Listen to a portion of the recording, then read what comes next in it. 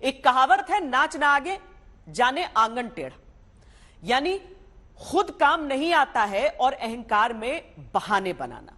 दूसरी कहावत है, ठीकरा फोड़ना। इसका अर्थ है कि अपनी गलती का किसी दूसरे पर दोष मढ़ना। ये दो कहावतें आज बिहार के शिक्षा मंत्री पर आपको एकदम फिट लगेंगी। उनका नाम है प्रोफेसर चंद्रशेखर। शिक्षा मंत्री कुछ दिन पहले ट्वीट कर रहे थे तो खुद एक ट्वीट में 3 शब्द सही नहीं लिख पाए। उन्होंने अब बिहार में शिक्षक बनने की तैयारी करते बेरोजगार पढ़े लिखे डिग्रीधारी नौजवानों को अयोग्य ठहराया, इस दलील के साथ कि विज्ञान, गणित, रसायन शास्त्र यानी केमिस्ट्री और भौतिक विज्ञान यानी फिजिक्स पढ़ाने वाली योग्यता बिहार के बेरोजगार युवाओं में उन्हें नजर नहीं आती। अब छात्र इसे बिहार का अपमान बताकर शिक्षा मंत्री के खिलाफ ही दस्तक दे रहे हैं। बिहार के शिक्षा मंत्री प्रोफेसर चंद्रशेखर का एक पुराना ट्वीट दिखा जिसमें अशुद्धियों की भरमार है। फिरंगियों शिक्षा मंत्री ने गलत लिखा। शिक्षा मंत्री ने बिहार के जुल्म गलत लिखा। एकलव्य की संतान की जगह एकलव्य के संतान लिखा। जगदेव बाबू की संतान की जगह जगदेव बाबू के संतान लिखा। इनकी चूल्हे हिलाना है की जगह इनका चूल्हे हिलाना है लिख बैठे। एक ट्वीट में 5 गलती जिन शिक्षा मंत्री ने बिहार के की, जिनका ट्वीट देखकर अगर हिंदी का शिक्षक इन्हें रखना होता तो इनका डिब्बा गोल हो जाता।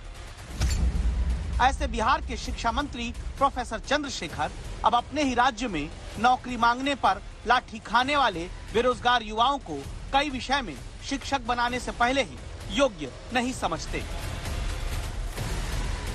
हिंदी के शब्द लिखने में जिन शिक्षा मंत्री का हाथ तंग है, बिहार के शिक्षा मंत्री प्रोफेसर चंद्रशेखर के इस बयान को इसीलिए सुनना जरूरी है। देश के लिए होगा और देश के विभिन्न राज्यों के जो टैलेंटेड छात्र हैं, बेरोजगार हैं, इसमें भाग लेंगे। हमारे लोगों के लिए एक समस्या जरूर है सामने कि साइंस में, खास करके मैथ में, केमिस्ट्री में, फिजिक्स में, अंग्रेजी में इस तरह के कॉम्पिटेंट छात्र बहुत नहीं मिल पाते हैं, सीट खाली रह जाती है। प्राचीन काल से जिस बिहार का शिक्षा के क्षेत्र में गौरवशाली इतिहास रहा, जिस बिहार में नालंदा और विक्रमशिला शिक्षा के सबसे बड़े केंद्र रहे, जिस बिहार में 21वीं सदी के भीतर पिछले कई वर्षों से सरकारी टीचर बनने के लिए बेरोजगार युवाओं को आंदोलन करने पर नौकरी कम, लाठी ज्यादा मिलती आई, वहां बिना परीक्षा आयोजित किए गणित, केमिस्ट्री, फिजिक्स, अंग्रेजी में अयोग्य ठहराने वाली विद्या शिक्षा मंत्री को कहां से कैसे हासिल हो गई? साइंस ब्लॉक में रिक्तियां रह जाती थी। आप देखें ना कि अध्यापक प्रधान शिक्षक की बहाली हुई और उसमें 6000 में कितना 369 लोग आए। तो ये है कि बेहतरीन गुणवत्तापूर्ण शिक्षण कार्य के लिए गुणवत्तापूर्ण विषय के विशेषज्ञ आवे और खास करके साइंस और अंग्रेजी की समस्या थी, इसलिए ओपन किया गया। शिक्षा मंत्री ऐसा क्यों कह रहे हैं? कहानी ऐसी है कि साल 2006 से बिहार में शिक्षकों की भर्ती शुरू हुई, जिसे पहले चरण की भर्ती कहा गया। फिर साल 2019 में छठे चरण की शिक्षक भर्ती हो पाई। फिर 4 साल बीतने लगे, 7वें चरण की भर्ती शुरू नहीं हुई। अब जाकर चौथे साल में शिक्षक भर्ती बिहार सरकार शुरू करने जा रही। 3 साल बाद 1,78,000 शिक्षकों की भर्ती प्रक्रिया शुरू करने का ऐलान हुआ। तब बिहार में सरकार ये फैसला लेती है कि इस बार सिर्फ बिहार नहीं बल्कि बाहरी राज्यों के युवा भी आकर शिक्षक भर्ती में शामिल हो सकते हैं। जब युवाओं ने विरोध किया कि ऐसा क्यों, ऐसा बदलाव क्यों हो रहा, तो शिक्षा मंत्री ने बिहार के युवाओं को कई विषयों में अयोग्य होने का ठप्पा लगा दिया।